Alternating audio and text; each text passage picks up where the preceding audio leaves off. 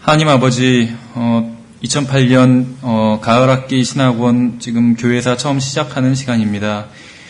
주님께서 세우신 교회가 어떠한 과정을 거쳐, 역사 속에서 어떠한 과정을 거쳐왔는지 저희가 그 역사를 더듬어 공부해 보려고 합니다. 정말 주님 혹독한 박해 가운데서도 주님을 신실하게 믿으며 자신들의 신앙을 지킨 그러한 믿음의 선배들의 그러한 발자취를 저희가 더듬어 가보고, 또한 그들의 믿음을 단순히 먼 옛날 이야기로만 여기는 것이 아니라 저희들의 어떤 신앙생활에 거울로 삼아서 주님을 섬기는 데 있어서 더욱더 온전히 섬길 수 있도록 주님 인도해 주시기 원합니다. 주님 또한 부족한 자 세우셨으니 주님께서 능력과 또한 주님의 은혜로 임해 주셔서 하나님의 말씀을 또 정말 올바른 관점의 그러한 교회사를 올바로 전할 수 있도록 인도해 주시기 원합니다. 또한 주님 지금 처음 시작하는 첫 시간입니다. 14주 동안 지금 함께 공부하시는 모든 분들이 한 명의 낙오자도 없이 모두 다 과정을 마칠 수 있도록 주님 인도해 주시기 원합니다. 지금 시작하는 시간이오니 마치는 시간까지 주님께서 함께 해주시기 원합니다. 우리 주 예수 그리스도 이름으로 기도드렸습니다. 아멘. 예, 이번 학기 교회사를 같이 공부하게 되었습니다. 예, 그래서 지난 학기처럼 1시간 공부하고 10분 정도 쉬고 다시 1시간 공부하고 이런 식으로 수업을 진행하도록 하겠습니다. 예, 그래서 먼저 그 교재에 대해서는 좀 나중에 말씀을 드리겠습니다. 근데 이제 일단 지금 이 시간의 공식적인 교재는 그 피 흘린 발자취라는 책입니다. 근데 이제 여러분들이 보시면 아시겠지만 피 흘린 발자취라는 책이 100쪽이 채 안 되는 그러한 작은 분량의 책이거든요. 그래서 그 책만 놓고 나갈 수는 없을 것 같아요, 진도를. 그래서 좀 다른 책들도 많이 살펴보도록 하겠습니다. 예, 그래서 먼저 보시면은 그 교회사의 강의 순서가 있습니다. 그래서 일단은 1과부터 12과까지 이렇게 한번 계획표를 짜봤는데요. 이렇게 그 매 시간에 이제 걸쳐서 한 과씩 이렇게 나가려고 계획을 세웠습니다. 근데 이제 그렇게 좀 안 될 수도 있을 것 같은데 최대한 맞춰서 나가도록 하겠습니다. 저는 이제 개인적으로는 교회사가 굉장히 좀 중요한 과목이라고 이렇게 생각을 합니다. 우리 그 신앙에 대해서 다른 사람과 뭐 논쟁을 하거나 아니면 다른 사람한테 이제 나의 믿음에 대해서 그 이야기를 해줄 때 가장 이제 그 도움이 되는 것이 두 가지가 있는 것 같아요. 첫 번째 이제 성경에 대한 지식이 당연하겠죠. 그래서 어떤 성경에 대해서 보통 많은 사람들이 잘못 알고 있는 것들이 많이 있잖아요. 그래서 그런 얘기들을 할 때 내가 어떤 하나님의 말씀을 올바로 알고 있다면 올바로 전해줄 수가 있는 것이겠죠. 근데 이제 성경에 대한 지식만으로 커버가 안 되는 부분이 있다고 생각을 합니다.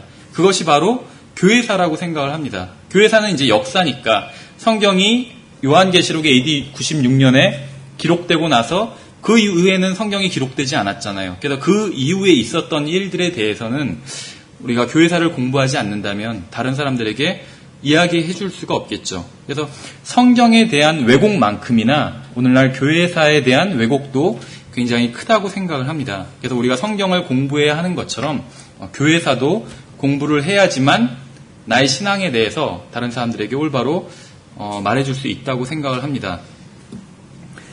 예, 그래서 보통 이제 교회사 책들을 여러분들이 보시면 이 시중에 그 서점에 교회사 책이 굉장히 많이 있어요. 정말.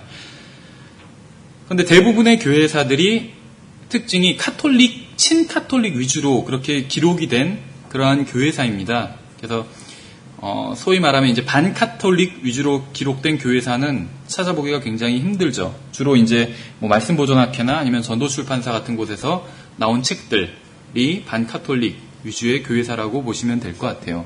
그 외에는 대부분 친카톨릭 위주의 그런 교회사인 것을 볼 수가 있습니다. 그러면서 또 이제 그 연대기 순으로 보통 교회사가 기록되어 있습니다. 연대기 순으로.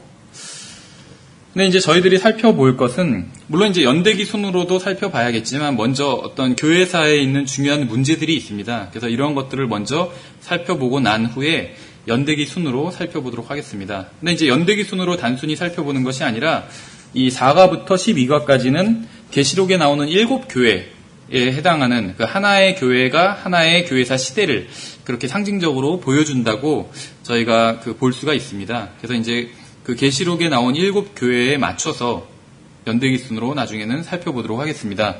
예, 그래서 먼저 그 일종의 차례인데요. 강의 순서를 보시면 먼저 이제 교회의 정의에 대해서 첫 시간 오늘 첫날엔 교회의 정의에 대해서 살펴보도록 하겠습니다. 먼저 무엇이 교회인지 알아야지 그 교회의 역사에 대해서 살펴볼 수가 있겠죠.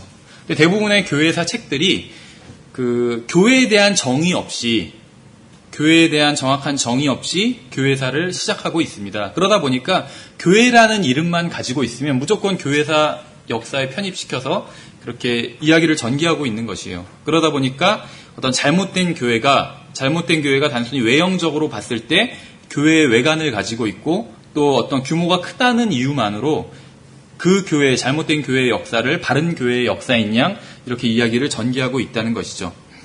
그래서 어떤 규모의 크기나 아니면 외형과는 상관없이 어떤 그 교회가 정확히 신약 성경에서 말씀하고 있는 그 교회인가 그것을 먼저 파악하고 나서 그 역사를 또 더듬어가는 것이 중요하다고 생각을 합니다. 그래서 이제 교회가 무엇인지에 대해서 그 정의에 해당하는 것을 오늘 첫 시간에 살펴보도록 하겠습니다.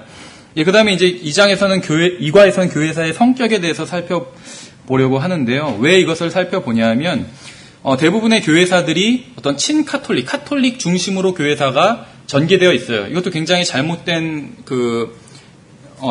교회사지만 그 대부분의 교회사 그 책들 중에서 잘못된 점이 단순히 친카톨릭적인 그것만이 아니라 다분히 진화론적인 사고방식으로 교회사가 기술되어 있다는 것입니다. 그러니까 진화론적인 사고방식을 기독교 내에서, 그러니까 신학에서는 후천년주의라고 부릅니다. 그래서 대부분의 교회사들은 후천년주의 아니면 무천년주의적인 관점에서 교회사가 기록되어 있다는 것이에요. 다른 말로 한다면 교회가 시간이 갈수록 발전해 나간다는 그러한 관점으로 바라본다는 것입니다. 그래서 교회와 또 교회의 역사를 어떠한 관점으로 바라봐야 되는지에 대해서 두 번째 시간에서 공부하도록 하겠습니다. 이것이 굉장히 중요한 이유는 결국에는 우리 각 개인이 가지고 있는, 그러니까 교회와 교회사를 어떻게 바라보느냐에 따라서 우리 개인이 가지고 있는 그러한 신앙관, 또 가치관, 이런 것에 큰 영향을 받기 때문입니다. 예를 들면, 지금 이명박 대통령께서 어떤 과거의 서울시장 때, 서울시를 하나님께 바치겠다, 봉헌한다, 이런 얘기를 해가지고 굉장히 세간에선 큰 논란이 되었었잖아요. 그것이 이제 서울시장 개인이 또 기독교인으로서 좋은 의도로 그런 얘기를 했을 수도 있어요. 의도는 모르는 거니까. 근데 사실 그러한 말 자체가 의도를 빼고 그 말 자체만 본다면 다분히 후천년주의적인 관점에서 그런 말을 했다는 것이죠. 서울시도 하나님의 어떤 도시가 되고, 더 나아가서 대한민국이 하나님의 나라가 되고, 나중에 전 세계가 다 하나님의 것이 되고, 이런 식의 사고방식을 가졌기 때문에 그런 얘기를 했다는 것이죠.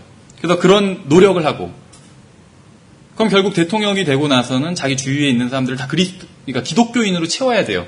그래서 정부가 기독교 정부가 될 수 있는 거잖아요. 그래서 이제 그러한 관점으로 관점을 갖게 된다는 것이에요. 후천년주의적인 그러한 그 사고방식을 갖고 있다면.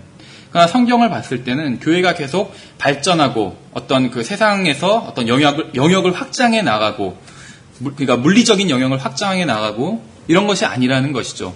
오히려 성경에서 보면 교회가 발전하는 것이 아니라 타락해 가고 있다는 것을 알 수가 있다는 것입니다. 물론 이제 개인적으로는 믿음을 지키는 그러한 무리들이 있었지만 교회사 전체의 맥락을 놓고 보자면 교회사는 발전한 것이 아니라 타락해 갔다고 볼 수가 있다는 것이에요. 그래서 이러한 교회사의 성격에 대해서 다음 시간에 자세히 살펴보도록 하겠습니다. 이 교회사의 성격과 관련해서 가장 대표적인 성경 구절을 두 가지를 든다면 그거 같아요. 하나는 이제 여인이 가로섬 아래 누룩을 넣어가지고 전체를 부풀게 한 거. 그렇죠. 그것이 이제 이 세상, 보통 이제 개신교회나 로마 카톨릭에서는 전 세계가 다 복음화된 것이다. 이런 식으로 해석을 하지만 성경적으로 봤을 땐 누룩이라는 것이 분명히 성경에서는 부정적인 것이기 때문에 이 교회의 역사에 기독교계에 무엇인가 부정적인 커다란 일이 일어났다는 것을 알 수가 있는 것이죠. 그 다음에 다른 것은 갈라디아서에서 나오는, 다음 시간에 자세히 살펴볼 것입니다. 성경 구절들도. 갈라디아서에서 나오는 육신을 따라 난 자가 성령을 따라 난 자를 박해한다는 말씀이 있죠. 그것이 교회사의 성격을 가장 잘 드러내 보여준다는 것이죠. 우리가 이제 교회사를 통해서, 그러니까 올바른 교회사를 통해서 하나님을 올바로 섬겼던, 또 정말 순수한, 그러한 신약 성경에서 말씀하시는 순수한 그런 믿음을 가지고 있었던 그러한 교회들, 모임들을 추적해 나갈 것인데, 그러한 사람들은 어느 시대건 또 어디에 있었건 간에 단 한 번도 신앙상의 이유로 다른 사람들을 박해했던 적이 없거든요. 요즘 불교를 박해한다, 우리나라에서 막 그런 말이 있는데, 실제 박해하는지 안 하는지는 모르겠지만, 어쨌든 간에 신앙상의 이유로 다른 사람을 박해한다는 것은 신약 성경의 가르침이 아니라는 것이죠. 그렇죠? 내가 믿는 믿음을 대적하고 있는 사람이 있다면 그 사람을 위해서 기도를 해줘야 되는 것이겠죠. 그 사람을 잡아다가 막 고문하는 게 아니라 기도를 해줘야 되는 것이겠죠. 그것이 신약 성경에서 말씀하시는 영적 전쟁이라는 것입니다. 그러나 영적 전쟁에 대한 관점이, 그러니까 잘못된 관점을 갖고 있는 사람들은 구약 성경에서 그런 보여준 어떤 이스라엘이 그 이방 족속들과 다투는 과정을 그대로 이어받은 것으로 생각을 해가지고 어떤 육신적인 전쟁이 영적 전쟁에 해당되는 것이라고 그렇게 생각을 한 사람들이 있었다는 것이죠. 그래서 중세의 수많은 어떤 기독교 국가들, 그러니까 교회의 형태를 띈 그러한 기독교 국가들 간에 수많은 전쟁들이 있었다는 것입니다. 그러니까 성경을 잘못 해석하는 바람에. 그러나 성경적으로 본다면 성령으로 거듭난 사람들이 항상 육신으로부터 태어난 사람들, 자연인들인 것이죠. 이 사람들로부터 박해를 받았다는 것을 알 수가 있습니다. 그래서 이것에 대해서는 이제 다음 시간에 교회사의 성격과 관련해서 공부해 볼 때 자세히 살펴보도록 하겠습니다. 그 다음에 3과에서는 이제 교회사의 중요 문제들, 여러 가지 문제들에 대해서 살펴보도록 하겠습니다. 교회사를 통해서 볼 때 가장 중요한 두 가지 문제가 있어요. 그것이 무엇이냐면 바로 성경 문제와 침례의 문제입니다. 침례. 이제 개신교나 카톨릭에서는 세례라고 부르는 것이죠. 또 물 문제, 성경 문제와. 성경 문제라는 것은 어떤 성경이 바른 성경인가 아니면 잘못된 성경인가, 당연히 이런 문제도 포함하고 있고 또 권위의 문제도 포함하고 있습니다. 누가 더 권위 있는가 한다면 당연히 그리스도인들은 성경이 가장 권위가 있다. 그래서 어떤 사람이나 어떤 단체가 주장하는 것과 성경이 서로 다른 것을 말하고 있다면 항상 성경을 선택해야 되고 성경을 믿어야 된다. 이런 관점을 갖고 있는 것이죠. 그러나 그렇지 않다고 생각하는 사람들도 교회사엔 있었다는 것입니다. 분명히. 그래서 교회사의 중요 문제가 두 가지가 있는데 성경 문제와 권위의 문제라는 것입니다. 어떤 일반 개신교에서 나온 또 카톨릭적인 그러한 교회사들을 보면은 무슨 공회 같은 것들이 많이 열리는 것을 볼 수가 있습니다. 저희도 이제 교회사를 통해서 그러한 공회들을 살펴볼 것인데, 그래서 예를 들면 300년경에 열린 니케아 공회 이런 데서는 삼위일체가 굉장히 문제가 됐었다, 이런 식으로 나와요. 그래서 마치 그 당시에 있었던 그리스도인들 사이에서 삼위일체 문제를 막 논쟁했던 것처럼. 그러나 실상 정말 교회사를 살펴본다면 삼위일체 문제가 AD 300년경에 문제가 됐을 리가 없겠죠. 그렇죠. 분명히 성경에선, 신약 성경에서 하나님께서 삼위일체의 형태로 존재해 계신다는 것을 계시해 주시고 있잖아요, 성경에서. 그래서 AD 300년경에 그 삼위일체에 대한 논쟁을 했을 리가 없다는 것이죠. 그것은 어떤 당시 국가교회를 지향하던 사람들, 그러니까 당시의 종교인들이 그러한 문제를 논쟁을 했을 수는 있겠지만 참된 그리스도인들이 삼위일체를 받아들이느냐 마느냐, 그런 논쟁을 했을 리는 없다는 것이죠. 그래서 보통 이제 개신교의 교회사를 보면 어떤 교리들을, 그런 중요한 삼위일체에 대한 거, 아니면 성경의 정경성, 이런 것들도 AD 300년경에 결정된 것처럼 이렇게 얘기를 하는데, 그러한 것들은 어떤 성경적인 관점에서 본다면 굉장히 왜곡된 교회사라고 볼 수가 있습니다. 이미 신약 성경이 완성되고 나서는 이미 AD 120년경에 어떤 페시타나 아니면 올드 라틴 같은 그러한 완벽한 형태의 번역본 성경이 있었다는 것이죠. 지금 우리가 가지고 있는 것과 마찬가지의 신구약 성경 66권을 다 담고 있는 완벽한 형태의 번역본 성경이 존재했다는 것은 그런 논쟁이 없었다는 것, 그런 논쟁을 할 필요가 없었다는 것이죠. AD 300년경에. 이미 AD 120년경에 완벽한 번역본 성경이 있었기 때문에. 예, 그래서 교회사의 중요 문제에 대해서 세 번째 시간에 살펴보도록 하겠습니다. 예, 그 다음에 이제 계시록 2장부터 3장까지에 나온 7교회에 대해서 7교회를 7가지 시대로 나눠서 이제 각각 시대에 해당하는 그 교회, 또 그 각각의 시대, 그 7교회가 각각의 시대를 잘 반영해 보여주고 있는 그러한 모습이 있습니다.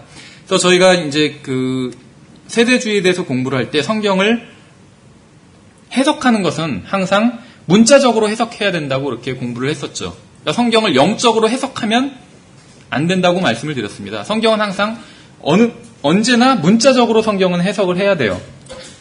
그러나 적용에 있어서는 세 가지로 적용을 할 수가 있다고 말씀을 드렸죠. 첫 번째는 교리적 적용, 예언적 적용이라고 말씀을 드렸습니다. 교리적 적용. 두 번째는 역사적인 적용. 세 번째는 영적 적용을 들 수가 있습니다. 그래서 교회사 2장부터 3장에 나온 7가지 교회에 대해서도 이 세 가지를 다 적용을 할 수가 있어요. 그래서 교리적 적용, 예언적 적용으로 본다면 아마 나중에 환란 때 해당될 것이다. 이렇게 바라볼 수 있다는 것이죠. 또 역사적인 적용으로 본다면 1세기경에 사도 요한이 살았던 시대에 그 소아시아에 있던 7교회라고, 7지역에 있던 교회라고 볼 수가 있겠죠. 그리고 이제 영적으로 적용을 해본다면 교회사 2000년에 걸쳐서 해당되는 그러한 각각의 그 시기마다 해당되는 교회의 어떤 특징들을 보여주는 그러한 보여준다고 볼 수가 있습니다. 그래서 우리가 이 교회사 시간에 어떤 그 교리를 공부하는 시간에는 계시록 2장부터 3장에 나온 7교회를 교리적인 관점에서 또 예언적 관점에서 살펴봐야겠지만 이 교회사 시간에는 영적 관점에서 살펴보도록 하겠습니다. 그래서 교리적으로 적용하면 맞지 않을 수도 있어요. 예를 들면 우리가 복음을 전하면서 이제 상대방이 복음에 대해서 다 납득을 했을 때, 많이 납득을 했을 때 이제 예수님을 받아들일 것을 촉구하면서 요한계시록 3장 20절 같은 구절을 많이 예로 들잖아요. 그래서 예수님이 지금 문 밖에 계시다. 그래서 마음의 문을 두드리고 계시니까 빨리 예수님을 영접하라고. 그렇게 그 구절을 인용하는 것은 문제는 없어요. 그러나 그 구절은 사실은 교회에게 보낸 편지거든요. 근데 교회에게 보낸 편지인데 예수님이 교회 밖에 계신 것이에요. 그러니까 분명히 교리적으로 적용을 한다면 좀 문제가 다분히 될 수 있는 구절이겠죠. 그러나 이제 그 구절을 저희가 교리적으로 적용하는 것은 아니고 이 시간에는 영적으로만 적용해서 살펴본다는 것입니다. 예, 그래서 교리적으로 적용하면 좀 문제가 될 수 있는 부분들이 많이 있지만 정확한 어떤 나눠서 교리를 이제 확정하는 문제에 있어서는 그러나 영적으로는 충분히 적용하고 우리가 또 그것을 통해서 유익을 얻을 수 있는 그러한 방법으로 계시록 2장부터 3장을 해석해 나가도록 하겠습니다. 예, 그래서 4과는 이제 에베소 교회에 대한 것인데 사도행전 2장부터 AD 90년경까지라고 보시면 됩니다. 그래서 사도 시대의 교회들이라고 보시면 돼요. 그다음에 이제 5과에선 서머나 교회인데 사도 시대 이후부터 325년까지. 그러니까 다른 말로 하면 기독교가 공인되기 전까지입니다. 그래서 극심한 박해를 받았다는 것을 알 수가 있어요. 다음에 6과에서는 버가모 교회 시대인데 325년부터 500년까지, 그다음에 두아디라 교회 시대는 500년부터 1000년까지, 또 4대 교회 시대는 1000년부터 1500년까지. 이때가 이제 암흑시기고 엄청난 그러한 순교자들이 나오게 됩니다. 대략 500년부터 1500년까지 이제 1000년간 5천만 명 이상의 순교자들이 나왔다고 그러니까 신앙을 이유로 순교를 당한 것이죠. 그렇게 교회사를 통해서 알 수가 있습니다. 예, 그 다음에 9과에서는 이제 빌라델비아 교회 시대, 1500년부터 1900년대까지. 이때가 이제 선교의 시기라고 볼 수가 있습니다. 빌라델비아 교회는 주님께서 열린 문을 두셨다고 말씀하셨잖아요. 그래서 10과에서는 이제 종교개혁과, 11과에서는 또 이제 교회와 선교에 대해서 좀 빌라델비아 시대와 관련해서 부가적으로 살펴보도록 하겠습니다. 그래서 종교개혁은 이제 절반의 성공이라고 말씀을 드렸는데, 어떤 잘못된 그러한 오류에 빠진 교회가 올바른 교회로 이렇게 넘어오려고 노력을 했는데 절반만 넘어왔다는 것이요. 그래서 성경과 어떤 구원에 대한 교리에 있어서는 다른 관점으로, 성경적인 관점으로 넘어왔지만 그 외에 어떤 세례라든지 이런 문제들에 대해서는 또 어떤 교리적인 부분에 있어서는 그 로마 카톨릭의 그런 오류를 그대로 답습하고 있었다는 것이죠. 그래서 종교개혁을 성경적으로 평가한다면 절반의 성공이라고 이렇게 평가할 수 있을 것 같아요. 예, 그 다음에 이제 교회와 선교는 실제로 이제 이 빌라델비아 시대 이전에도 당연히 선교사들이 있었겠죠. 그러나 이 빌라델비아 시대가 시작되면서 어떤 선교가 그 폭발을 하게 됩니다. 그래서 정말 문자 그대로 땅 끝까지 복음이 정말 그 구석구석 어떤 오지에도 다 복음이 들어가게 되는 그러한 역사가 일어나게 된다는 것이죠. 그러나 이러한 그 선교의 역사를 본다면 이것이 성경과 굉장히 관련이 크다는 것을 알 수가 있습니다. 그러니까 선교가 이렇게 그 정말 엄청나게 그 많은 선교사들이 파송되고 선교가 효율적으로 수행될 수 있었던 것은 성경이 인쇄돼서 대량으로 보급되기 시작하면서 그런 일이 일어날 수 있게 된 것이죠. 그 다음에 이제 마지막으로 12가에서는 라오디게아 교회 시대에 대해서 살펴보도록 하겠습니다. 그래서 1900년부터 지금 주님의 재림까지 1900년대부터라고 이렇게 그 선을 긋은 것은 이제 이때부터 잘못된 성경이 나오게 되는 것이죠. 쏟아져 나오게 되는 것이죠. 물론 1900년대 이전에도 잘못된 성경들은 당연히 있었어요. 그러니까 잘못된 성경들이, 변개된 성경들이 하루아침에 나온 것은 아니죠. 변개된 성경들도 다 그 전에도 있었다는 것이에요. 그러나 빌라델비아 시대 때에 이르러서 선교가 이렇게 굉장히 부흥을 한 것처럼 마찬가지로 잘못된 성경도 1900년대 이후에 어떻게 보면 부흥을 하기 시작한 것이죠. 그래서 이때부터 교회가 본격적인 그 타락을 하고 완전히 교회가 배교하게 되는, 그러니까 전체적으로 봤을 때 지금도 배교하지 않은 교회들은 있겠죠. 그러나 전체적으로 봤을 때는 교회가 완전히 배교한 상태로 그렇게 가게 되는 그런 모습을 보여줍니다. 그래서 이때부터 뭐 주님께서 오실 때까지, 재림 때까지라고 볼 수 있을 것 같아요. 예, 그래서 우리가 앞으로 그 한 학기 동안 공부하게 될 그 내용에 대해서 좀 제목만 간단히 살펴봤습니다. 맨 마지막 부분을 보시면요, 3번에 참고도서 안내라고 되어 있습니다. 5페이지 아랫부분에 보시면 지금 원래는 이제 이 피 흘린 발자취 이 책을 말씀드린 것처럼 이제 교재로 삼아가지고 진도를 나가려고 했는데 아무래도 이 책의 내용이 좀 많이 빈약합니다. 그래서 저희가 이제 시간마다 이렇게 프린트물을 나눠드리고 그 프린트물로 이제 진도를 나가도록 하겠습니다. 근데 이제 이 피 흘린 발자취는 한 번쯤 읽어보시는 게 좋을 것 같아요. 특히 우리 교회가 침례교회잖아요. 그래서 어떤 침례교회의 역사에 대해서 아주 간략하게 100페이지 내로 요약한 그러한 책이기 때문에 한 번쯤 읽어보시는 것이 좋을 것 같습니다. 그 다음에 이제 총 12권을 이렇게 추천을 해놨는데요. 뭐 이것보다 더 좋은 책도 분명히 많이 있을 겁니다. 근데 이제 우리가 오늘, 그러니까 한 학기 동안 공부하게 될 내용과 관련된 그러한 책들을 주로 여기 참고도서에 이렇게 해놨습니다. 그래서 12권을 뭐 다 보시면 좋은데 시간이 없잖아요. 그러니까는 일단은 피 흘린 발자취는 반드시 이번 학기에 다 읽어보시는 게 좋을 것 같아요. 그 다음에 좀 이것이 너무 내용이 얇다, 그래서 좀 더 자세히 보기를 원하신다 하시는 분들은 말씀 부조막에서 나온 이 피터 러크만 형제님의 신약 교회사를 보시는 게 좋을 것 같습니다. 예, 그래서 피 흘린 발자취는 이제 장점을 본다면 이 책은 굉장히 간략히 요약되어 있기 때문에 거의 뭐 한 2시간 정도면, 2-3시간이면 충분히 다 읽을 수가 있습니다.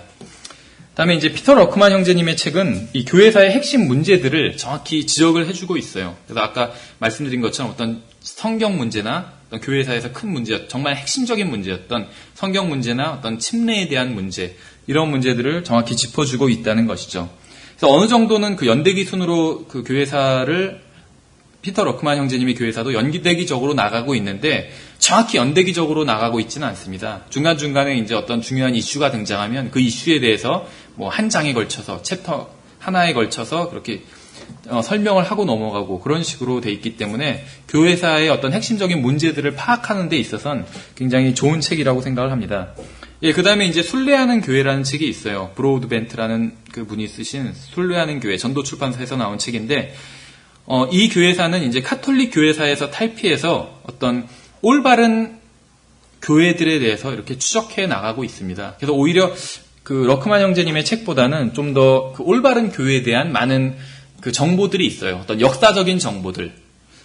그래서 그런 부분들은 이제 좋은 부분인데, 이 피 흘린 발자취랑 다음에 순례하는 교회 이 두 책의 단점이 무엇이냐면, 어떤 성경 문제에 대해서는 올바른 시각을 제공하지 못하고 있다는 것입니다. 예를 든다면, 성경 문제에 있어서 가장 어떤 근원적인 위치를 차지하는 사람이 오리겐이라는 사람입니다. 오리겐이라는 사람. 이 순례하는 교회라는 책에서는 오리겐에 대해서 굉장히 훌륭한 그리스도인으로 평가를 하고 있다는 것이요. 근데 왜 그렇게 됐냐면, 오리겐이라는 사람은 성경 문제에 있어서 어떤 변개된 성경을 만들어낸 일을 한 사람입니다. 직접적으로. 그래서 모든 변개된 성경이 쭉 추적해 들어가 보면 결국 오리겐에서 만나게 돼 있어요. 모든 변개된 성경 문제는. 그리고 어떤 교리적으로도 굉장히 잘못된 것들을 믿었던 사람입니다. 예를 들면 예수 그리스도께서 하나님이시잖아요. 근데 하나님이 아니라 피조된 신이다. 이러한 관점을 가지고 있던 사람이에요, 오리겐은. 그래서 오늘날로 친다면 여호와의 증인과 같은 믿음을 가지고 있었던 사람입니다. 그런데 왜 그럼 오리겐을 그렇게 긍정적으로 평가를 했는가? 오리겐이 박해를 받았기 때문이에요. 어떤 신앙상의 이유로 박해를 받은 적이 있다는 것이죠, 오리겐이. 그래서 이 순례하는 교회에서는 어떤 박해를 받은 대부분의 그 올바른 믿음을 가지고 있었던 그리스도인들은 대부분 다 박해를 받았어요. 그렇죠. 이전 시대에는, 라오디케아 교회 시대 이전에는 다 박해를 받았다는 것이죠. 그래서 박해를 받은 그리스도인들을 어떤 그 박해를 받은 사람들을 추적하다 보니까 오리겐도 거기에 걸리게 된 것 같아요. 제가 봤을 땐. 그래서 오리겐을 이렇게 긍정적으로 평가를 하고 있는 것이 아닌가 이렇게 생각을 합니다.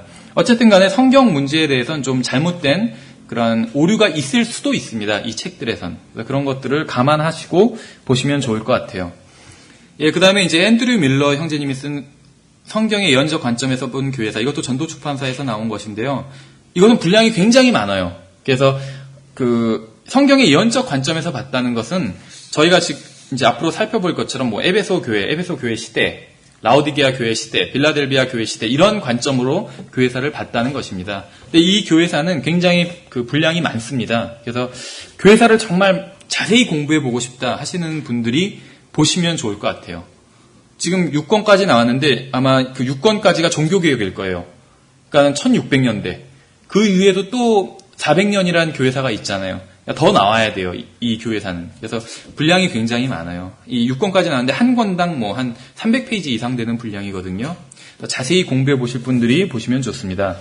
예, 그 다음에 이제 5번째는 폭스의 순교사, 존 폭스라는 사람이 쓴 이 순교사입니다. 근데 여기서는 이제 윌리엄 폴 부시라는 사람이 편집을 한 것이에요. 이 말씀 보존학에서 나온 것 외에도 폭스의 순교사를 검색을 해보시면 여러 종류의 나온 것들이 있습니다. 다 편집자에 따라서 약간씩 좀 다른데 내용은 대동소이합니다. 보시면 이제 여기서는 정말 박해받는 그리스도인들에 대해서 굉장히 자세히 나와 있습니다. 그래서 참고해 보시면 좋을 것 같고, 그 다음에 이제 재침례 교도의 역사는 어떻게 보면은 우리가 교회사를 통해서 교회사를 살펴본다면 많은 그리스도인들이 여러 가지 다양한 이름으로 불리고 있어요. 뭐 바울파부터 시작해서 뭐 보고밀즈, 뭐 아나베프티스트 이런 식으로 다양한 이름들로 또 왈도파, 뭐 까따리, 그러니까 시대와 어떤 지역에 따라서 다양한 이름으로 그리스도인들이 불리고 있거든요. 근데 이제 전체를 아우를 수 있는 이름이 바로 침례교라는 이름입니다. 침례교도들. 근데 이제 재침례교도라고 한다면 이것은 특히 이제 종교개혁 때라고 보시면 됩니다. 그래서 침례교도들에 대한 역사인데 좀 종교개혁 때에 많이 집중되어 있는 것 같아요. 재침례교도의 역사라는 책은. 참고해 보시면 좋을 것 같고요. 그 다음에 이제 선교사 열전이라는 책이 있는데, 루스 터커라는 사람이 쓴 책입니다. 이것도 약간 분량이 좀 되는 그런 책입니다. 정확히는 모르겠는데 한 500페이지 넘어가는 책인 것 같아요. 근데 이제 2000년간의 어떤 주요 선교사들의 그런 사역과 생애를 요약해 놓은 책입니다. 그래서 제가 알기로는 이제 러크만 형제님 신학원에서도 신내교 선교라는 과목이 있는데 거기서 교재로 쓴다고 들었습니다. 이 책을. 굉장히 선교사들이 어떤 사역을 했고 또 어떻게 살았는지에 대해서 아주 자세하게 나와 있습니다. 그래서 우리가 이제 나중에 빌라델비아 시대를 살펴보면서 이제 교회와 선교 11과에서 살펴볼 때 이 책에서 좀 많이 인용해서 살펴보도록 하겠습니다. 예, 그 다음에 이제 맥스웰 형제님이 쓴 세계 선교 전면전이라는 책이 있습니다. 우리 교회에서도 지금 우리는 십자가에 못 박힌 채 태어났다라는 책을 출간을 했잖아요. 맥스웰 형제님이 쓴. 제가 알기로는 맥스웰 이분이 쓴 책이 이 두 가지라고 알고 있거든요. 더 있는지는 모르겠어요. 근데 십자가에 못 박힌 채 태어났다 그 책과 그 다음에 이제 이 세계 선교 전면전이라는 책입니다. 근데 십자가에 못 박힌 채 태어났다 그 책 읽어보셨어요? 굉장히 어조가 굉장히 강력하거든요. 그 내용이. 근데 이 세계 선교 전면전이라는 책도 굉장히 강력합니다. 내용이. 그래서 굉장히 도전적이고 그러한 책이에요. 그래서 한 번씩 읽어보시면 좋을 것 같아요. 특히 사역에 대해서 관심이 있으신 분들은 반드시 읽어보셔야 될 책이라고 생각을 합니다.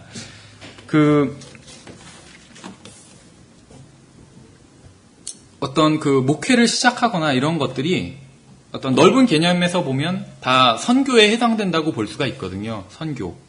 그렇죠. 그래서 어떤 단순히 이것이 선교에만 대한 책이 아니라 어떻게 하면 어떻게 목회를 시작하고 이러한 것에 대해서도 많은 좋은 아이디어들을 제공해 준다고 생각을 합니다. 그래서 굉장히 강력한 어조로 도전을 주고 있기 때문에 한 번씩 꼭 사역을 생각하시는 분들은 읽어보셨으면 좋겠습니다. 그 다음에 롤란드 베인턴이라는 사람이 쓴 종교개혁사라는 책이 있는데 이것은 지금 우리가 바라보는 그러한 어떤 바이블 빌리버적인 관점으로 바라본 책은 아닙니다. 그러나 이제 종교개혁과 또 마틴 루터 또 에라스무스에 대한 그런 많은 정보들을 제공해주고 있습니다. 이 사람이. 그래서 여기서는 지금 종교개혁사만 말씀을 드렸는데 마틴 루터나 또 에라스무스 이런 제목으로 나온 책들도 있어요. 이 사람의 책들. 그래서 이 주제에 대해서는 많은 정보를 제공해주고 있는 좋은 책으로 이렇게 보통 추천을 받는 책들입니다. 예, 그 다음에 이제 기독교 교회사라는 나침판사에서 나온 책이 있는데, 그냥 분량은 좀 이렇게 그렇게 적진 않아요. 한 300페이지 정도 300페이지 정도 되는 책인데, 사파와 또 여러 가지 그냥 이야기들, 그 당시에 있었던, 약간 어떻게 보면 정사가 있고 야사가 있잖아요. 그런 야사 같은 이야기들도 좀 해주는 그러한 책입니다. 그래서 한번 그냥 참고로 보시면 좋을 것 같고요. 그 다음에 이제 근본주의의 역사라는 책이 있습니다. 미국 근본주의의 배경에 대한 이해를 위해서 한 번쯤 읽어볼 수 있는 책인 것 같아요. 교회사에 대해서 좀 더 내가 자세히 공부해 보겠다 하시는 분들이 읽어보면 좋을 책인 것 같아요. 그 외에는 어떤 신앙사고로 많이 유익을 얻는 책은 아닙니다. 이 근본주의의 역사라는 책이. 어떻게 보면 좀 무미건조한 면도 많고, 그래서 참고로 보시면 좋을 책인 것 같고요. 그 다음에 이제 부흥과 개혁사에서 나온 휘필드와 웨슬리라는 책이 있습니다. 이것은 작은 책이고 굳이 넣지 않아도 될 책인데 왜 넣냐 하면은 어떤 사람이 이런 말을 한 적이 있습니다. 성경에 보면 그러니까 12사도가 있잖아요. 그 외에도 물론 바울이나 바나바 같은 다른 사도들이 있지만 이스라엘을 위해서 12사도가 있잖아요. 그래서 이제 보통 12사도라고 이렇게 부르는데 그 12사도에 만약에 역사적으로 2명을 더 넣는다면 2명의 사도를 더 넣는다면 신약 성경을 끝으로 사도 시대는 끝났어요. 그렇죠. 계속 사도권이 무슨 계승돼 온다거나 그렇지는 않다는 것이죠. 성경적으로 봤을 때. 그럴 필요도 없고 사도와 선지자는 어떤 신약 교회의 기초를 깔고 자기들의 임무를 다하고 없어져 버렸다는 것이죠. 그 다음에는 목사와 교사, 그러니까 목사이자 교사인 것이죠. 그러니까 목사와 교사, 그 다음에는 복음 전도자가 그 일을 하고 있다는 것이죠. 그래서 신약 교회 초기에만 사도와 선지자가 어떤 특수한 역할들을 했다는 것을 알 수가 있습니다. 그런데 이제 만약에 가정을 해서 사도들을 2명을 더 세울 수 있다면 누굴 세울 수 있겠는가? 어떤 사람이 질문하고 자기가 다시 대답하기를 바로 웨슬리와 휘필드를 세울 수 있을 것이다. 이렇게 대답을 했어요. 무슨 말이냐면 이 두 사람이 복음을 전해서 구원을 받은 사람들이 가장 많아요. 역사적으로 봤을 때. 그래서 정말 수백만에 달한다고 볼 수가 있습니다. 그래서 정말 둘 다 말 타고 다니면서 이 웨슬리와 휘필드라는 사람은 굉장히 교리적인 관점이 극과 극인 사람들이거든요. 한 명은 칼빈주의자고 휘필드는 칼빈주의자고 웨슬리는 아르메니안주의자잖아요. 그래서 굉장히 다른 교리적 입장을 취하고 있지만 또 둘이 다른 편으로는 협력해 가면서 복음을 전하고, 물론 사역은 독자적으로 했어요. 또 따르던 제자들도 있었고, 사역은 독자적으로 했지만 또 협력적인 관계에서 복음을 전했는데, 정말 이 사람들이 살던 시대에는 굉장히 큰 영향을 미쳤다는 것이죠. 우리 시대에 빌리 그레함이 미친 영향보다, 빌리 그레함이라는 사람이 물론 마지막에는 배교를 했지만 한때는 복음을 굉장히 많이 전했잖아요. 지금 20세기에 들어서, 그러니까 1970년대 이후에 70년대 이후에 가장 많은 사람들에게 복음을 전하는 사람은 단연 빌리 그레함이거든요. 물론 지금은 배교했지만.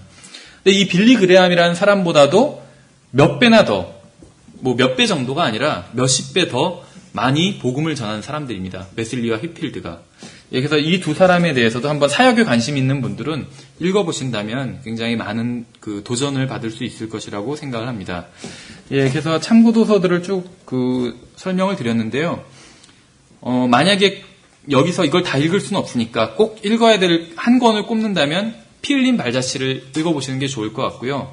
분량이 많지 않으니까. 그 다음에 이것으로는 나는 좀 부족하다 하시는 분들은 피터 러크만 형제님의 신약교회사까지 읽어보시면 좋을 것 같습니다.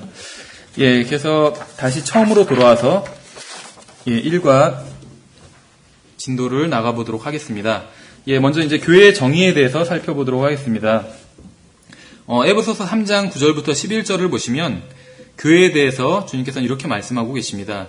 또 예수 그리스도에 의해 모든 것을 창조하신 하나님 안에 세상이 시작된 이후로 감추어져 온 이 신비에 참여하는 것이 무엇인지 모든 사람들이 보게 하려 하심이라. 그 목적은 이제 교회를 사용하사 하늘의 처소들에 있는 정사들과 권능들에게 하나님의 갖가지 지혜를 알게 하려 하심이니 이것은 곧 그분께서 그리스도 예수 우리 주 안에서 작정하신 영원한 목적에 따른 것이라.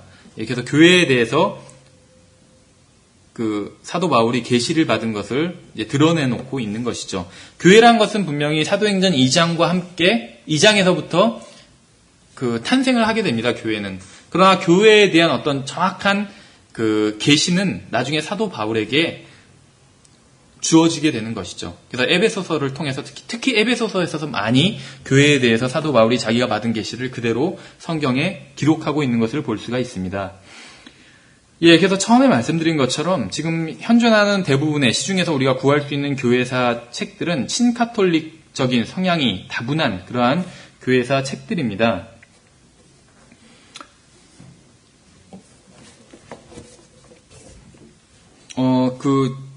지금은 이제 다시 좀 잊혀진 사람이 됐는데, 유시민 씨라고 아시죠? 과거 정권 때, 노무현 정권 때, 이제 거기서 뭐 장관도 하고 여러 가지를 하던 사람인데, 이 사람이 이제 정치를 하기 전에는 지금 뭐 백분 토론 그런 것에 이제 사회자였습니다. 이 사람이 정치를 하고 나서는 굉장히 인기가 떨어졌는데, 정치를 하기 전에는 인기가 제법 있었어요. 근데 왜 인기가 있었냐면, 이 사람이 쓴 책 중에 뭐 경제학에 대한 책도 있고, 근데 역사에 대한 책이 있습니다. 그래서 거꾸로 읽는 세계사랑, 그다음에 이제 내 머리로 하는 역사 이야기, 이 두 권이 있는데, 거꾸로 읽는 세계사는 이제 세계사에 대한 것이고, 내 머리로 하는 역사 이야기는 이제 국내 역사에 대한 것입니다. 그런데 이 책들이 지금도 베스트셀러, 스테디셀러로 계속 잘 팔리고 있어요, 서점에선. 그래서 이런 책들 때문에 이제 뭐 대학생들한테 또 고등학생들한테 인기도 꽤 있었고, 유시민 씨가 그랬는데, 아마 내 머리로 생각하는 역사 이야기인가 거기서 나온 얘기 같은데 이런 얘기를 합니다. 가장 못난 역사책은 바로 교과서다. 이런 얘기를 해요. 교과서. 어떻게 보면 우리는 다 중고등학교 때 교과서를 통해서 역사를 배우잖아요. 그렇죠? 근데 가장 못난 역사책이라는 것이요. 왜일까요? 검열을 받기 때문에 그런 것이에요. 정부의 검열을. 그렇죠. 당시 정권에. 그래서 당시 정권에 대해서 막 미화해야 되고, 또 당시 정권에서 원하는 게 있으면 그것을 역사책에, 교과서에 반영을 해야 되고, 그렇기 때문에 교과서를 가장 못난 역사책이라고 그렇게 부른다는 것이죠. 이 얘기를 왜 말씀드리냐면, 지금 교회사에 대한 자료를 찾아보면 다 카톨릭 위주입니다. 그래서 교회사 하면은 정설이 처음에 사도들이 교회를 세우고, 그러다가 어떤 로마를 중심으로 어떤 교회가 번창하기 시작해서 그 로마의 주교가 교황이 되고, 그러다가 그래서 중세 유럽 제국을 지배했다가 나중에 카톨릭 교회가 면죄부나 그런 것으로 인해서 부패하면서 개신교가 종교개혁을 시작하게 되고, 그런 것들이 지금 정설 어떤 교회사로 보통 사람들이 알고 있다는 것이죠. 그래서 개신교, 이거는 신교고 카톨릭이 구교다. 그래서 지금은 다시 신교가 구교로 돌아가는 운동을 하고 있잖아요. 이게 바로 에큐메니칼 운동이라는 것이죠. 그래서 과거 종교개혁 때 많은 카톨릭, 그 사람들은 원래 지금의 개신교는 카톨릭에서 나온 것이잖아요. 그래서 종교개혁이 일어났고 카톨릭의 부패로 말미암아, 그러나 이제 카톨릭에서 많이 자성을 했다는 것이죠. 그래서 그 후에는 다시 카톨릭으로 돌아가자는 그런 운동도 일어나게 된다는 것입니다. 반종교개혁으로. 정확한 명칭을 잃어버렸는데 아마 캠브리지 운동인가, 옥스퍼드 운동인가 이런 식으로 명칭이 있습니다.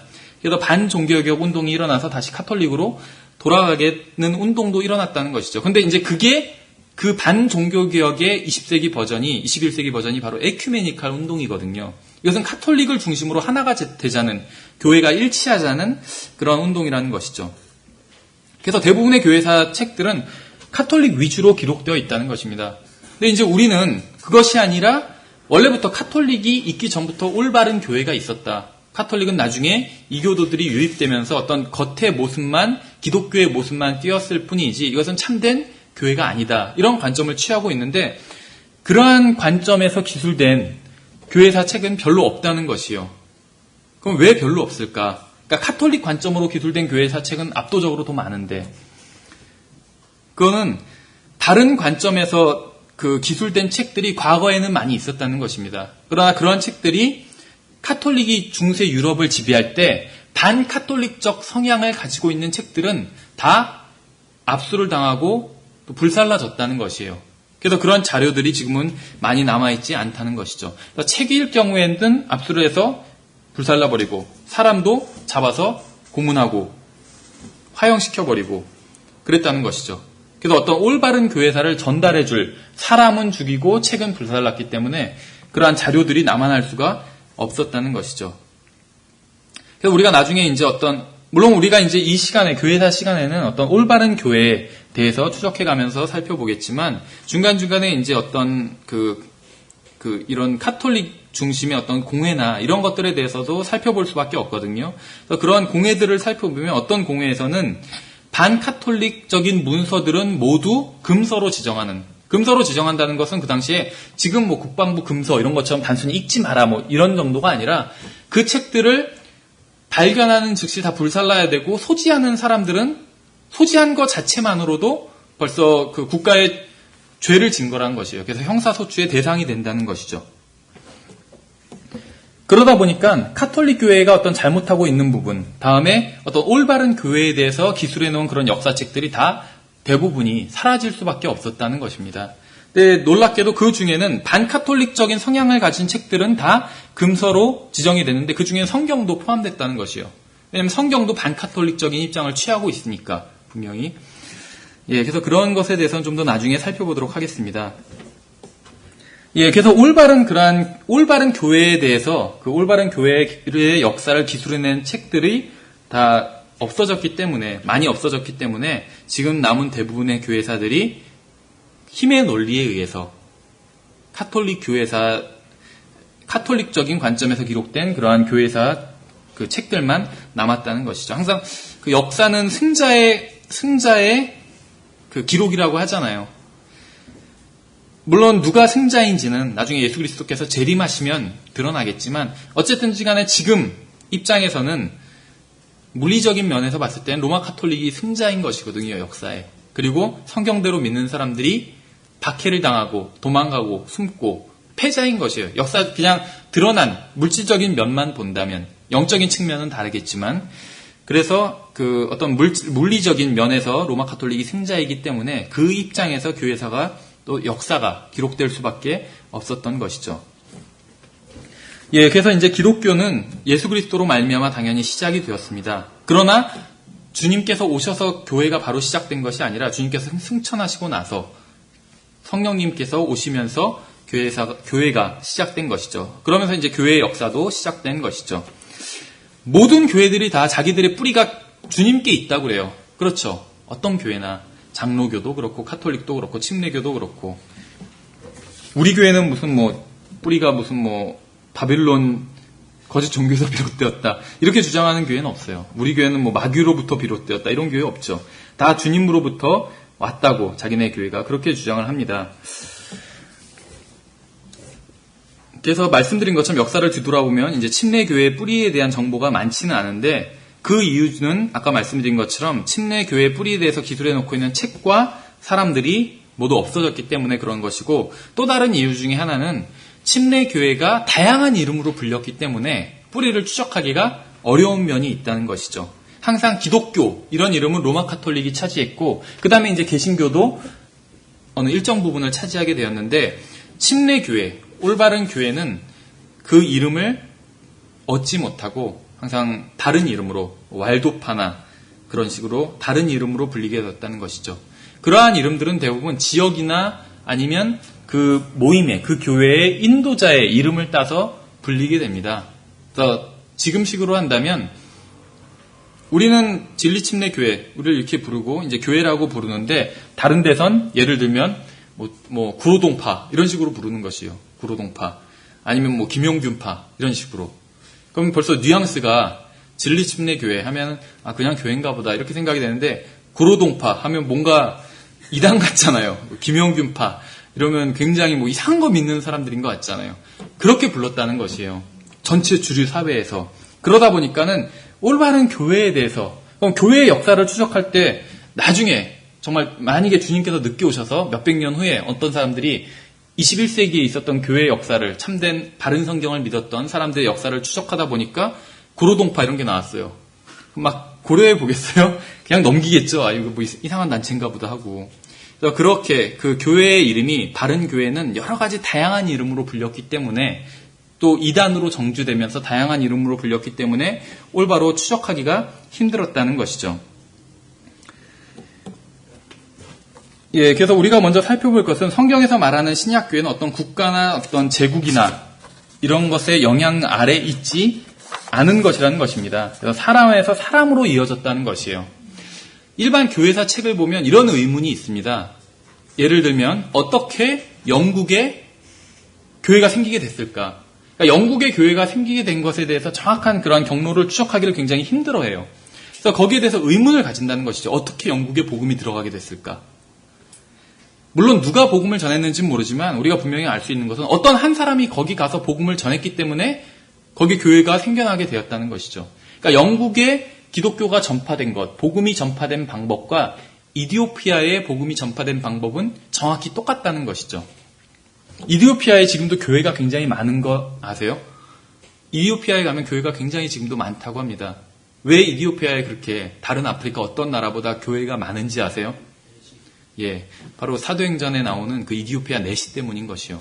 이디오피아에 교회가 들어간 방법은 그 내시가 가서 그 사람이 예수 그리스도를 믿고 복음에 대해서 설명도 듣고 침례도 받았잖아요. 들어가서 아무 말도 안 하고 있었을까요? 복음을 전했겠죠, 당연히. 그래서 이디오피아에 복음이 전해지고 이디오피아가 어떤 물론 이제 성경적으로 봤을 때 국가 정견 잘못된 거지만 그냥 일반적인 관점에서 봤을 땐 기독교 국가입니다, 이디오피아가. 미국 못지않은. 왜냐면 그 이디오피아 내시 때문에 그 사람이 가서 복음을 전했기 때문에 많은 그리스도인들이 생겨나게 되었다는 것이죠. 그것과 정확히 똑같은 방법으로 영국이나 다른 나라들에도 다 복음이 전파됐다는 것입니다. 한 사람이 복음을 전했기 때문에 그 지역에 복음이 전파된 것이지 그 외에 다른 방법으로 복음이 전파되는 방법은 없다는 것이죠. 예, 그래서 그 사람에서 사람으로 항상 기독교는 이어진다는 것입니다. 그러니까 참된 복음은 예, 그래서 주님께서 친히 교회의 창시자가 되시고 또한 제자들이 그것을 이어받으면서 제자들은 또한 다른 사람들을 회심시키고 그 사람들에게 또 복음을, 신앙을 전수해 주었다는 것이죠. 그래서 이렇게 이어지는 참된 교회에는 그 목사, 집사라는 단 두 가지의 직분만 있었다는 것을 또 알 수가 있는 것입니다. 그래서 개교의 교회들은 타 교회나 교된 같은 외부의 단체에 의해서 어떠한 간섭도 받지 않았다는 것입니다. 그래서 지역 교회는 자치적이고 독립적이었던 것이죠. 민주적인 것은 아니라는 것이에요, 교회가. 민주적인 것. 자치적이고 독립적인 것이지. 이 민주주의에 대해서 굉장히 물론 이런 말을 하기가 약간 조심스러운데, 민주주의에 대해서 어떤 너무 후한 점수를 주는 그러한 경향이 있는 것 같아요. 물론 그래서 이제 우리나라 같은 경우도 굉장히 기독교인들이 보수적이잖아요. 그렇죠. 그래서 어떤 주로 뭐 반정부 시위나 이런 거 별로 안 하고, 물론 그런 것들은 훌륭하다고 생각을 합니다. 그런데 그 사람들 가운데 민주주의가 어떤 이게 성경적이기 때문에 그렇게 한다. 그래서 민주주의를 수호해야 된다. 이런 생각을 하고 있는 사람들이 있는 것 같아요. 물론 뭐 민주주의가 잘못됐다는 것은 아닙니다. 우리가 민주주의이기 때문에 신앙에 어떤 위협을 받지 않고 마음 편하게 신앙생활을 할 수가 있는 것이잖아요. 그래서 민주주의라는 것이 분명히 우리가 신앙생활을 하는 데는 많은 편의를 제공해 주는 것은 사실이고, 또 공산주의는 지금 이제 어떤 실행되고 있는 공산주의를 봤을 때 분명히 마귀적인 것이에요. 그래서 공산주의 사회에서는 신앙생활을 우리가 자유롭게 할 수가 없잖아요. 박해를 받고, 또 분명히 마귀적인 것이라는 것을 알 수가 있습니다. 중국에 지금 그리스도인이 몇 명인지 아세요? 중국의 지하교회 1억이라고 하더라고요. 1억. 근데 1억인데도 그게 10%가 채 안 돼요. 중국이 13억인가 4억인가 그렇잖아요. 그러니까 뭐 8%가 그리스도인인데 그게 1억이라고 하더라고요. 근데 그 많은 사람들이 그리스도인이 되는데도 불구하고 공산국가잖아요. 그래서 핍박을 받고 있다는 것이죠. 거기에 비하면 우리가 뭐 교회 간다고 해서 핍박하는 사람은 없잖아요. 그렇죠? 그래서 그렇게 봤을 땐 공산주의가 굉장히 마귀적이라는 것을 알 수가 있어요. 그렇지만 그렇다고 해서 자동적으로 민주주의가 성경적인 것은 아니라는 것이죠. 최악만 아닐 뿐이지. 그렇죠. 그럼 성경적인 것은 뭐냐? 신정국가라는 것이에요. 신정국가. 민주주의처럼 사람들의 어떤 의견으로서 국가가 운영되는 것이 아니라 왕국, 그러니까 성경적으로 본다면 왕국이 가장 이상적인 국가의 형태라는 것이죠.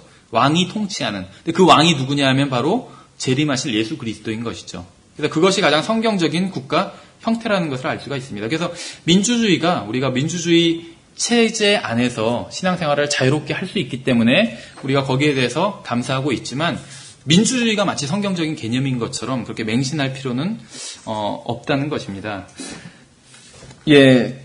근데 왜 이런 말씀을 드렸냐면, 그래서 민주주의에 대해서 맹신을 하다 보니까 어떤 교회에서도 민주적으로 어떤 일들이 일어나야 되는 것처럼 생각하는 경우들이 있다는 것이에요. 그러나 여기에 대해서는 우리가 좀 생각해 볼 부분이 많이 있긴 하지만 이것은 꼭 그렇지는 않다는 것입니다. 특히 이제 1900년대 이후에 들어서 교회사의 시기적으로 본다면 라오디게아 교회에 들어서 어떤 민주적인 이런 발상들이 나왔다는 것이에요. 교회에서도, 그러니까 사회가 민주적으로 돌아가야 되는 것처럼, 국가가 민주적으로 돌아가야 되는 것처럼 교회도 민주적으로 돌아가야 된다. 이렇게 생각하는 그런 사상들이 나왔다는 것이죠. 그래서 이런 것들도 어떤 교회가 배교하고 타락하는데 하나의 부분을 차지하게 된다고 볼 수가 있습니다. 예, 그래서 이러한 부분에 대해서는 우리가 계속 교회사를 공부해가면서 좀 더 나중에 살펴보도록 하겠습니다.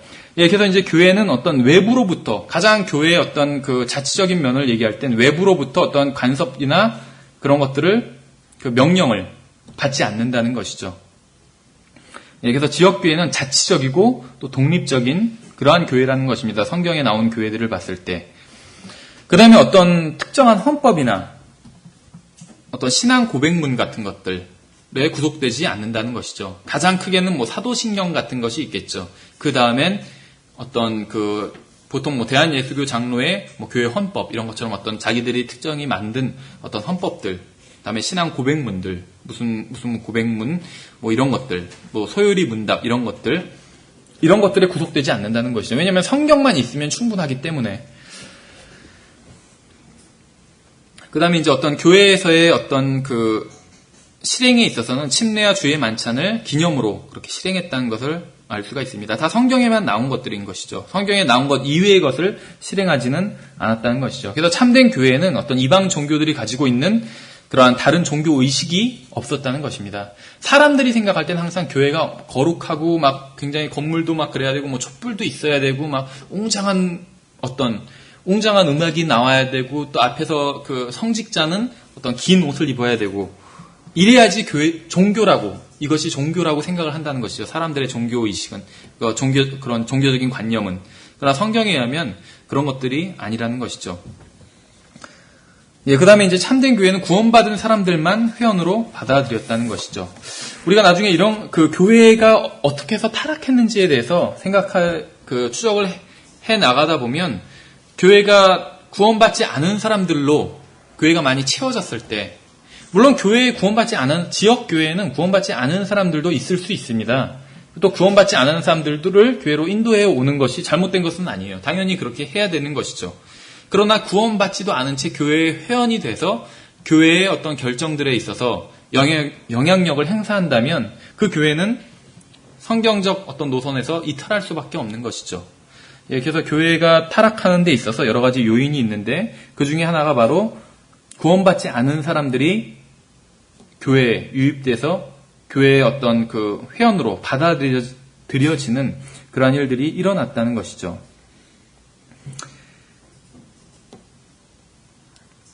예, 그 다음에 이제 교회 그 그리스도인들은 다른 어떤 그 참된 교회에 소속된 그리스도인들은 교회에 모여서 다른 이름을 만들지는 않았다는 것이죠. 대부분의 어떤 이름들은 다 그 교회를 조롱하는 사람들에 의해서 만들어졌다는 것을 알 수가 있습니다. 가장 대표적인 것이 바로 사도행전 11장 26절에 나온 것이죠. 그를 만나며 안디옥으로 그를 데려오니라. 그들이 만 1년 동안 그 교회에 함께 모이며 많은 사람들을 가르치더니 제자들이 안디옥에서 처음으로 그리스도인이라 불리더라. 반대자들이 붙인 이름인 것이죠. 마찬가지로 참된 그리스도인들이 계속 다른 이름으로, 반대자들에 의해서 다른 이름으로 불리게 됐다는 것이죠. 성경도 마찬가지인 것 같아요. 우리가 첫 학기 때 이제 킹제임 성경에 대해서 공부하면서 살펴봤던 것 중에 하나가 킹제임 성경의 원래 이름이 그냥 홀리 바이블이라고 말씀을 드렸었죠. 홀리 바이블. 그게 킹제임 성경의 이름이었어요. 명칭이었어요. 근데 반대자들이 어떤 킹제임스 바이블, 어떤 제임스 왕이 명령해서 만든 성경, 이런 식으로 비하하려는 의도로 킹제임스 바이블이라고 이름을 붙인 것이거든요. 마찬가지로 처음에 그리스도인이라는 이름도 비하하기 위해서 붙였다는 것이죠. 그렇게 사람들이 우리들을 그리스도인이라고 부르니까 그냥 그렇게 불리기 시작한 것이요. 근데 나중에는 그 이름을 또 잘못된 교회가 차지해버리고 참된 믿는 사람들의 무리를 침례 교인이다. 저 사람들은 침례를 받는다. 세례를 안 받고. 이런 식으로 불리니까 또 우리가 그냥 침례라는 이름을 이어받아서 사용할 뿐인 것이죠. 예, 그래서 잠깐 시간이 돼서 잠깐 10분간 휴식하고 그 뒤에 계속해서 살펴보도록 하겠습니다.